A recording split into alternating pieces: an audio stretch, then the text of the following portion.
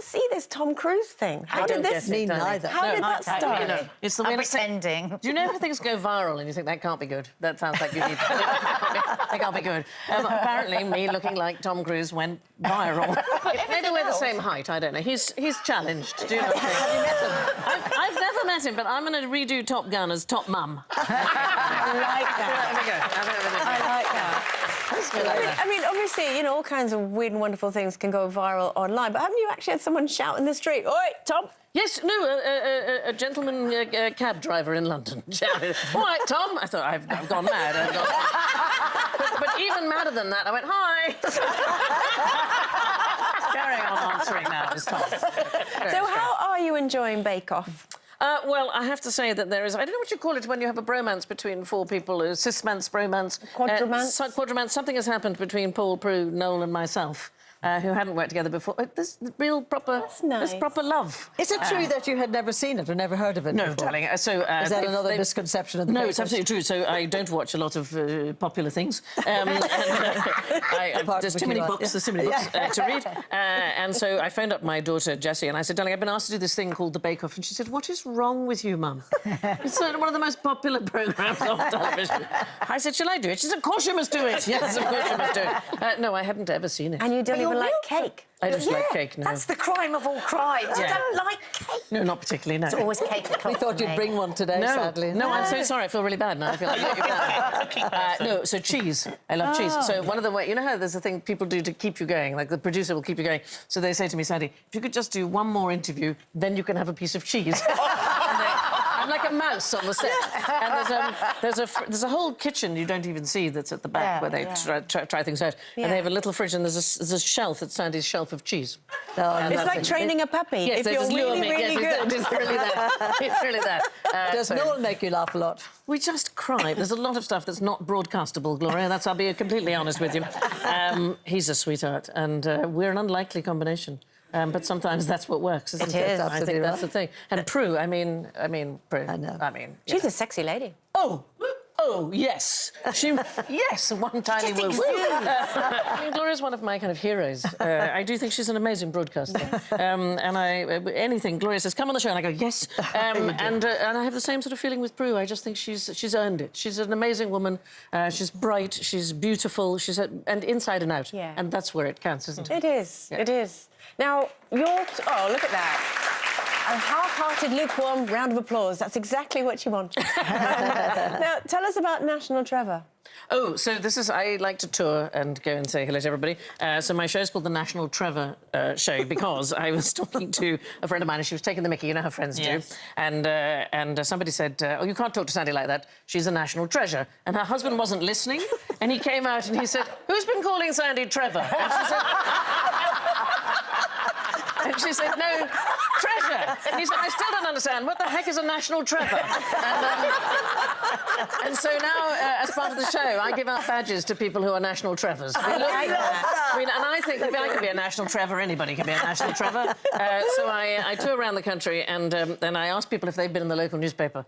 And nearly always it's a story that you go, that's fantastic. So we had a woman she was the longest baby in Lancashire. I mean, that surely... I like that. Surely makes noteworthy. a national trevor. Definitely. Yeah. And you start off as an award winner, don't you? I come out as an award winner, so they get a badge saying I'm a national trevor. And you're... I want this as much as I wanted a Blue Peter badge. I can't do anything for a Trevor badge. I will send you one, I promise you. I promise you. And I like the idea that you've obviously written many books, but you've never written an autobiography because you don't like the idea of, like, a written version of a selfie, which is how you kind of see it. Yeah, because you know how a lot of autobiographies, they sort of start with, I was born in a thing, and you just think, oh, we've got a lot to get through before it gets interesting. But I was the longest baby in Lancashire. Yes, I was the longest baby in Lancashire. It's a good opening, actually, to anything. Good title. Yes, I was the smallest baby in Copenhagen, I think, possibly. I don't know. So I have written a sort of a memoir, but it's based on the number 12 bus, which travels through London.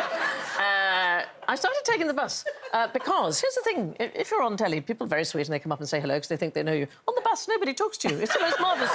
Can't be heard, no, on the bus. 3 hours, 3 years I've been travelling backwards and forwards on the bus and nobody spoke to me. Apart from one person who said to me, what are you doing on the bus?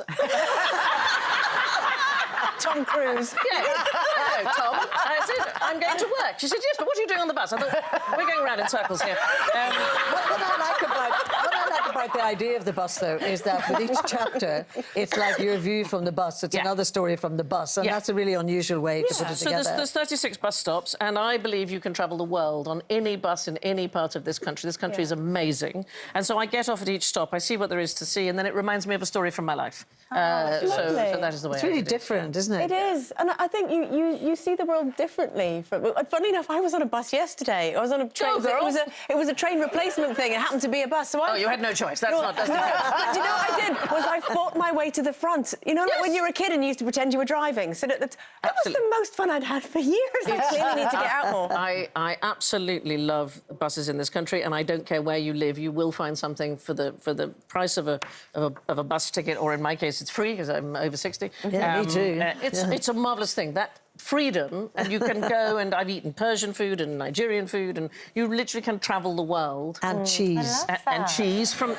But we must open our eyes and stop looking down at our phones and start looking out and getting off at an unexpected stop. Yeah, I like that. Good. I want to talk to you about this feminism at the age of 5. Yeah, too soon. It's too soon.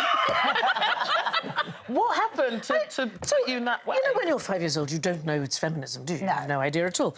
So I was at a school in Copenhagen, and it was raining heavily, and it was a convent school run by nuns, old-fashioned, you know, like the Sound of Music nuns. And the boys were all sent out to play, and the girls were not allowed to go out and play because it was wet out. And I became enraged. I became absolutely enraged, and I have no idea why I did. I started to strike. I mean, I'm 5 years old. What did they give you to do then when you stayed in? Nothing. We were just to be in the classroom.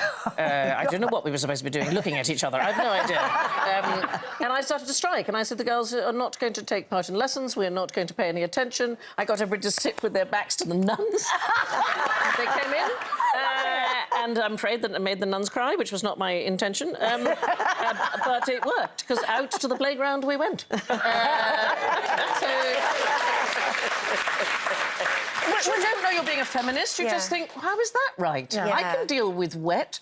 It's fine. You just know injustice. It just didn't feel right. Isn't that the nuns, basis I was of... going to say, the nuns wouldn't have liked your podcast, what we had today, would you? No, yours very naughty. Was it written by Prue? I'm guessing it was written by Prue. She's very naughty, yes, she is. Have you ever partaken of a porn podcast? No.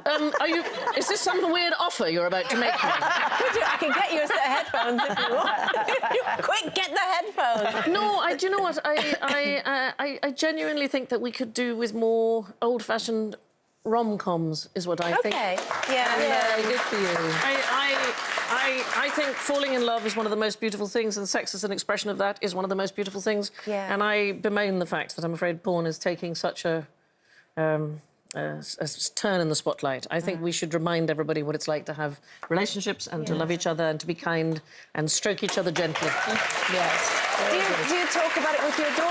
So we were talking about you know, we've had to have conversations like this with our teens. Yes, so my youngest is 14, and certainly we've had these conversations, and I have to tell you, you just have a look and see what's out there. It's horrific, and you can never unsee it. And it's easily available. You don't... The front pages, which you don't have to pay for, are horrific. How did she accept it? Did she accept the chat, or...?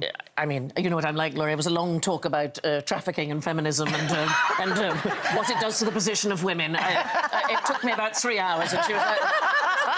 And that was only your position? I don't know. I don't think she'll ever do it again. I think she doesn't want that long talk from me.